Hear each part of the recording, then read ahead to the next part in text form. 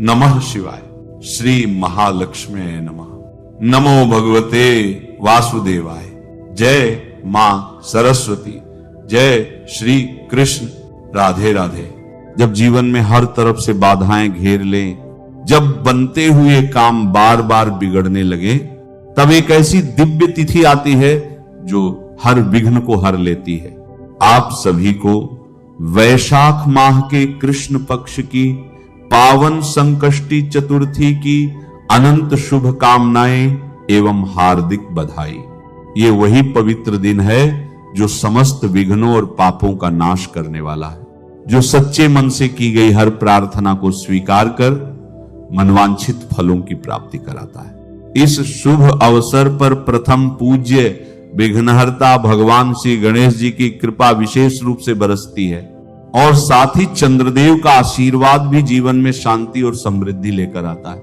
वैशाख माह की यह संकष्टी चतुर्थी, जिसे विकट संकष्टी चतुर्थी के नाम से भी जाना जाता है, अपने आप में अत्यंत पुण्यदायी और फलदायी मानी जाती है। इसका पावन व्रत साल 2026 में किस दिन रखा जाएगा? क्योंकि इस बार चतुर्थी तिथि को लेकर लोगों के बीच 5 अप्रैल और 6 अप्रैल की तारीख को लेकर काफी भ्रम और असमंजस की स्थिति बनी हुई है। लोगों के बीच यह जानने की उत्सुकता और बढ़ गई है कि व्रत की सही तारीख क्या है, स्नान दान कब करें, उदया तिथि और चंद्रोदय का क्या महत्व है। इसके साथ ही आज हम जानेंगे भगवान गणेश जी को प्रसन्न करने के कुछ अचूक और विस्तृत उपाय, संपूर्ण पूजा विधि और एक बेहद ही दुर्लभ एवं विस्तृत पौराणिक कथा। हिंदू पंचांग के अनुसार वैशाख माह के कृष्ण पक्ष की चतुर्थी तिथि का अपना एक अलग ही और विशिष्ट महत्व है। संकष्टी का अर्थ ही होता है संकटों को हरने वाली, और इस दिन भगवान गणेश की पूजा का विधान है। शास्त्रों में उल्लेख मिलता है कि इस दिन जो भी मनुष्य भगवान गणेश जी की पूजा आराधना करता है, व्रत रखता है और रात्रि में चंद्रमा को अर्घ्य देता है, उसके जीवन से बड़ा संकट, रोग, दोष और दरिद्रता हमेशा के लिए समाप्त हो जाती है। यह पावन तिथि साधक को मानसिक शांति, आर्थिक समृद्धि और सभी प्रकार के भयों से मुक्ति दिलाती है। भक्तों, अब पूरे विस्तार से श्रवण करते हैं उस परम पावन कथा और महिमा का, जो यह सिद्ध करती है कि संकष्टी चतुर्थी के दिन गणेश जी की उपासना क्यों इतनी अधिक फलदायी मानी जाती है। पौराणिक कथाओं के अनुसार एक बार सभी देवताओं पर भारी संकट आन पड़ा था, तब वे मदद मांगने के लिए भगवान शिव के पास गए। उस समय कार्तिकेय और गणेश जी दोनों वहीं मौजूद थे। शिव जी ने दोनों से पूछा कि इस संकट का निवारण कौन कर सकता है। तब दोनों भाइयों ने खुद को इसके लिए सक्षम बताया। इस पर शिव जी ने एक प्रतियोगिता रखी कि जो भी सबसे पहले पूरी पृथ्वी की परिक्रमा करके आएगा, वही देवताओं की मदद करेगा। कार्तिकेय अपने वाहन मोर पर बैठकर निकल गए, लेकिन गणेश जी का वाहन मूषक था। अपनी बुद्धिमानी का प्रयोग करते हुए गणेश जी ने अपने माता पिता शिव पार्वती की ही साथ परिक्रमा कर ली और कहा कि माता पिता के चरणों में ही समस्त लोक हैं। उनकी इस बुद्धिमानी और भक्ति से प्रसन्न होकर शिव जी ने उन्हें देवताओं के संकट दूर करने का आदेश दिया और आशीर्वाद दिया कि चतुर्थी तिथि के दिन जो भी व्यक्ति तुम्हारी पूजा करेगा और रात में चंद्रमा को अर्घ्य देगा, उसके सभी संकट दूर हो जाएंगे। संकष्टी चतुर्थी तिथि के दिन आहार और आचरण में पूर्ण सात्विकता और संयम अत्यंत आवश्यक है। इस दिन ब्रह्मचर्य का पालन करें और तामसिक भोजन जैसे मांस, मदिरा, लहसुन और प्याज का विचार भी मन में न लाएं। जो लोग व्रत रखते हैं उन्हें अन्न का त्याग कर केवल फलाहार ही ग्रहण करना चाहिए। इस पावन दिन सबसे पहले कोशिश करें कि आप ब्रह्म मुहूर्त में यानी सूर्योदय से पूर्व उठ जाएं। नहाने के जल में थोड़ा सा गंगा जल और काले तिल मिलाकर हर हर गंगे का स्मरण करते हुए स्नान करें। स्नान के पश्चात स्वच्छ लाल या पीले रंग के वस्त्र धारण करें और अपने घर के पूजा स्थल को गंगा जल छिड़क कर पवित्र करें। एक चौकी पर लाल या पीला वस्त्र बिछाकर भगवान श्री गणेश जी की प्रतिमा स्थापित करें। भगवान गणेश का गाय के दूध, दही, घी, शहद और शक्कर से बने पंचामृत से अभिषेक करें। उन्हें लाल वस्त्र, कुमकुम, लाल पुष्प और विशेष रूप से 21 दूर्वा दल अवश्य अर्पित करें, क्योंकि दूर्वा के बिना गणपति की पूजा अधूरी मानी जाती है। इसके साथ ही गणेश जी को मोदक, बेसन के लड्डू या गुड़ का विशेष भोग लगाएं। इसके बाद वहीं आसन पर बैठकर संकटनाशन गणेश स्तोत्र, गणेश चालीसा या तग्गं गणपते नमः मंत्र का कम से कम 108 बार जाप अवश्य करें। रात्रि के समय जब चंद्रोदय हो तो चांदी के या मिट्टी के पात्र में कच्चा दूध, शुद्ध जल, थोड़े से अक्षत, सफेद फूल और चंदन मिलाकर चंद्रदेव को अर्घ्य दें और उनसे मानसिक शांति और आरोग्य का आशीर्वाद मांगे। संकष्टी चतुर्थी का व्रत चंद्र दर्शन और अर्घ्य के बिना पूर्ण नहीं माना जाता है। इस विशेष और चमत्कारिक दिन पर भगवान गणेश को शीघ्र प्रसन्न करने के लिए शास्त्रों में कुछ अत्यंत अचूक और प्रभावशाली उपाय बताए गए हैं, जिन्हें पूर्ण श्रद्धा से करने पर जीवन की बड़ी से बड़ी परेशानियां और अटके हुए कार्य चुटकियों में सिद्ध हो जाते हैं। पहला सबसे बड़ा उपाय है दूर्वा और सिंदूर का। इस दिन संध्या काल में गणेश जी को 21 दूर्वा की गांठें अर्पित करें और उनके मस्तक पर सिंदूर लगाकर उसी सिंदूर से अपने माथे पर भी तिलक करें। यह उपाय नौकरी, व्यापार और कोर्ट कचहरी के मामलों में विजय प्राप्त करने के लिए अचूक माना गया है। यदि आपके जीवन में कोई बहुत बड़ी बाधा आ रही हो, विवाह में देरी हो रही हो या कर्ज बढ़ता जा रहा हो, तो गणेश जी को एक पान का बीड़ा अर्पित करें जिसमें लौंग, इलायची और सुपारी हो। साथ ही 5 मोदक का भोग लगाकर अपनी मनोकामना उनके कान में कह दे। यह एक रामबाण उपाय है जिससे बप्पा तुरंत आपकी पुकार सुन लेते हैं। तो भक्तों, अब जानते हैं सही तिथि और शुभ मुहूर्त के बारे में, जिसका आप सभी वीडियो की शुरुआत से ही बेसब्री से इंतजार कर रहे थे। इस बार 5 अप्रैल और 6 अप्रैल को लेकर जो असमंजस और भ्रम की स्थिति बनी हुई है, उसे बिल्कुल ध्यान से समझें ताकि आपके व्रत का फल निष्फल न हो। वैदिक पंचांग के अनुसार वैशाख माह के कृष्ण पक्ष की चतुर्थी तिथि का आरंभ 5 अप्रैल 2026 दिन रविवार को सुबह 11:59 पर हो जाएगा और इस चतुर्थी तिथि का समापन अगले दिन 6 अप्रैल 2026 दिन सोमवार को दोपहर 2:10 पर होगा। अब क्योंकि संकष्टी चतुर्थी के व्रत में चंद्रोदय का सबसे अधिक महत्व होता है और चंद्रमा को अर्घ्य दिए बिना यह व्रत पूर्ण नहीं माना जाता, इसलिए हमें उस दिन व्रत रखना चाहिए जिस दिन रात में चंद्रमा के उदय के समय चतुर्थी तिथि व्याप्त हो। 5 अप्रैल की रात को जब चंद्रोदय होगा, जो कि रात लगभग 9:50 पर होगा, उस समय चतुर्थी तिथि पूर्ण रूप से विद्यमान रहेगी। जबकि 6 अप्रैल को चंद्रोदय के समय पंचमी तिथि लग चुकी होगी। इसीलिए शास्त्रों के सटीक नियमों के अनुसार साल 2026 में वैशाख संकष्टी चतुर्थी या विकट संकष्टी चतुर्थी का पावन व्रत 5 अप्रैल 2026 दिन रविवार को ही रखा जाएगा। 6 अप्रैल को यह व्रत बिल्कुल भी नहीं रखा जाएगा।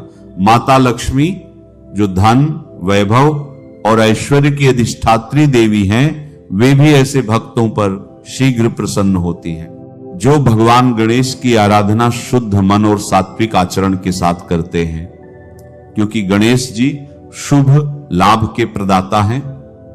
पूजा के दौरान आप अपने घर में सुगंधित धूप या अगरबत्ती का प्रयोग भी कर सकते हैं, जिससे वातावरण शुद्ध और पवित्र बना रहता है।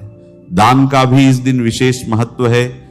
अपनी सामर्थ्य के अनुसार गरीबों, जरूरतमंदों को अन्न, वस्त्र या मोदक का दान करें। सबसे महत्वपूर्ण बात यह है कि भगवान की कृपा केवल पूजा पाठ से ही नहीं मिलती, बल्कि आपके कर्म, विचार और व्यवहार से भी जुड़ी होती है। यदि आप ईमानदारी से जीवन जीते हैं, दूसरों के प्रति दया और सम्मान रखते हैं, तो विघ्नहर्ता स्वतः ही आपके जीवन में स्थायी रूप से निवास करते हैं। भगवान श्री गणेश, माता लक्ष्मी और चंद्रदेव आपके जीवन के सभी कष्टों को दूर करें और आपके परिवार को रोग मुक्त रखें। प्रिय भक्तों, वैशाख मास स्वयं में ही बहुत पवित्र और पुण्यदायक माना जाता है। इस महीने में किए गए जप, तप, दान और पूजा का फल कई गुना अधिक मिलता है। ऐसे में जब इस पवित्र मास में गणेश चतुर्थी का संयोग बनता है तो इसका महत्व और भी बढ़ जाता है। इस दिन भगवान गणेश की पूजा करने से न केवल विघ्नों का नाश होता है, बल्कि बुद्धि, विवेक और ज्ञान की भी प्राप्ति होती है। शास्त्रों में कहा गया है कि जो व्यक्ति सच्चे मन से गणपति जी का स्मरण करता है, उसके जीवन में कभी भी कोई कार्य अधूरा नहीं रहता। वैशाख माह की गणेश चतुर्थी के दिन प्रातः काल ब्रह्म मुहूर्त में उठकर स्नान करना चाहिए और स्वच्छ वस्त्र धारण करने चाहिए। इसके बाद घर के मंदिर या पूजा स्थल को साफ सुथरा करके भगवान गणेश की मूर्ति या चित्र स्थापित करना चाहिए। यदि संभव हो तो इस दिन गणेश जी की नई मूर्ति स्थापित करना अत्यंत शुभ माना जाता है। पूजा के समय गणेश जी को दूर्वा 3 पत्तियों वाली घास, लाल फूल, मोदक या लड्डू अर्पित करने चाहिए, क्योंकि ये सभी वस्तुएं गणपति बप्पा को अत्यंत प्रिय होती हैं। इस दिन का सबसे महत्वपूर्ण उपाय है गणेश जी को दूर्वा अर्पित करना।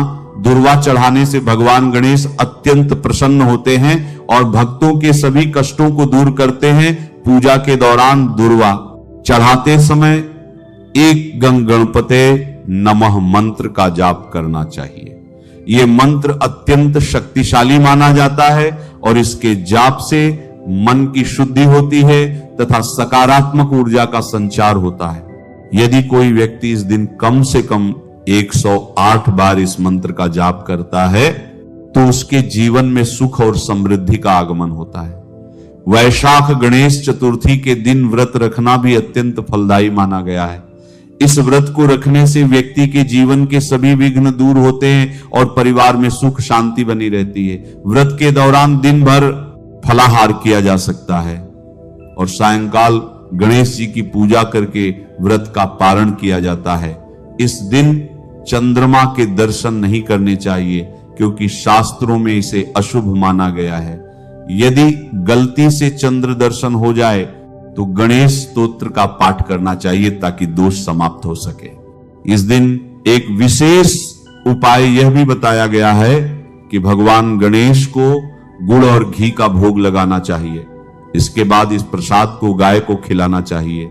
ऐसा करने से जीवन में आ रही आर्थिक परेशानियां दूर होती हैं और धन की वृद्धि होती है।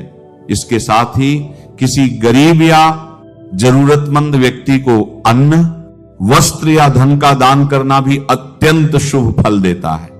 दान करने से व्यक्ति के पापों का नाश होता है और पुण्य की प्राप्ति होती है। यदि किसी व्यक्ति के जीवन में बार बार रुकावटें आ रही हैं या कार्य बनते बनते बिगड़ जाते हैं तो उसे इस दिन गणेश जी को सिंदूर अर्पित करना चाहिए।